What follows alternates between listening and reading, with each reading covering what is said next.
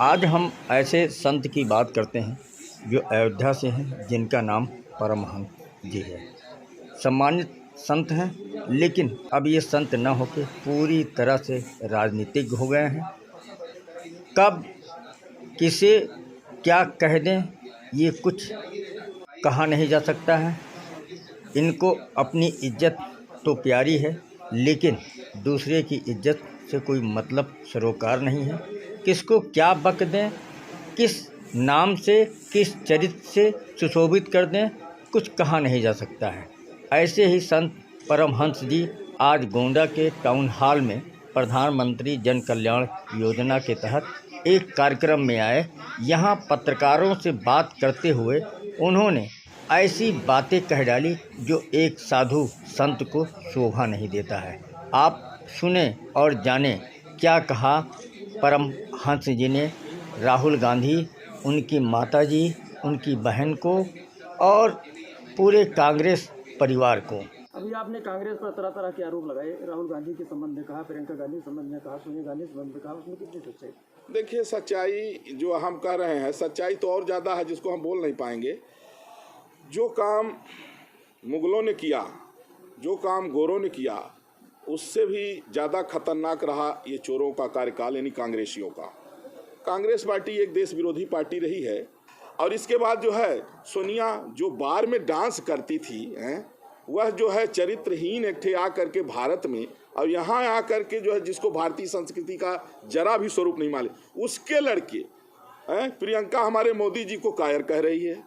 माननीय प्रधानमंत्री नरेंद्र मोदी जी के विषय में इन लोगों को बोलने की तमीज नहीं है, उनको कायर बता रही है। देश की जनता ने जिसके लड़के को पप्पू की सर्टिफिकेट दे दिया है, बोलने का जिसको एक भी वो नहीं, वो मोदी जी के विषय मनाप शनाप बोल रहे हैं। देखिए, देश को बांटने का काम नहीं किया जा रहा है। देश को बांटने का काम तो नेहरू ने कर दिया था, कांग्रेसियों ने किया था। अब देश को अखंड भारत बनाने के लिए हम लोग प्रयास कर रहे हैं। और जो जिहाद का जो बीज बोया गया यहाँ, जो हमारे माताओं, बहनों और बेटियों की हिंसा हो रही है, उससे देश को उबारने के लिए हिंदू राष्ट्र जरूरी है।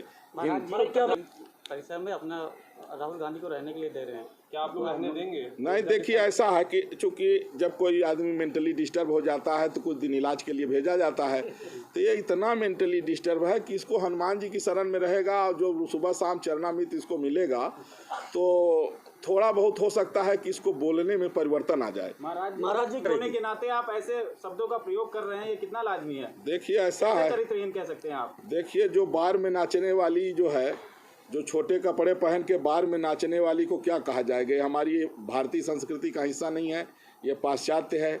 और जिसकी औलादें हमारे मोदी जी को कायर कह रही हैं, वो मोदी जी के टिप्पणी जो मोदी जी की बुराई कर रहे हैं, वो स्वाभाविक है कि वो करप्ट लोग हैं, भ्रष्ट लोग हैं, चरित्रहीन लोग हैं। मोदी जी के हर हाथ को काम और हर मुख में जय श्री राम, यही होगा हिंदू राष्ट्र का स्वरूप। कि हर हाथ को काम मिलेगा तो बेरोजगारी खत्म हो जाएगी। अरे हाँ, ये आप सही करें। जब हिंदू राष्ट्र बन जाएगा तो जो लोग दर्जन बच्चा पैदा कर रहे हैं वो एक दो ही करेंगे। देखिए, हमारे हिंदुओं को लोग बताए छोटा परिवार सुखी परिवार मान लिए, कहे हम दो हमारे दो, फिर कहे शेर का बच्चा एक ही अच्छा। अब उधर जो है 1 दर्जन हो जाए, 2 दर्जन हो जाए, कभी कभी 40-50 भी हो जाते हैं। अच्छा, अब उनसे हम लोग समझाते हैं भैया इतना क्यों पैदा करें?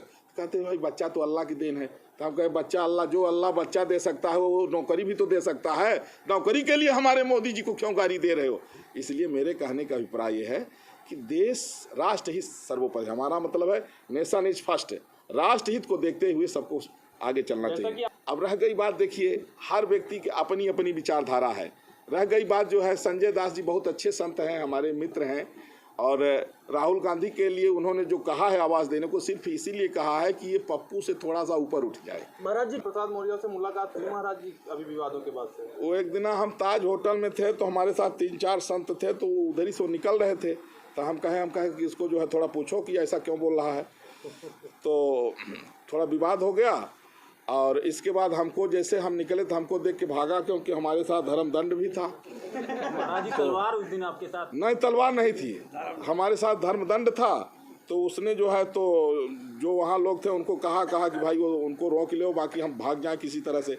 तो बड़ी तेज से भागा हो। उन्होंने आरोप लगाया कि आप लोगों ने पीटा उन्हें। हाँ, थोड़ा पीटे तो हैं हम लोग। पीटे हैं। दोबारा मुलाकात होगी तो क्या व्यवहार रहेगा? अब ऐसा है कि अगर क्षमा मांग लेगा तो ठीक है, अगर क्षमा नहीं मांगेगा तो 2-4 कट्टाप लगाएंगे। तो आपने इन संत की बात सुनी लिया होगा। अब आप ही विचार करें कि संत की वाणी सही है या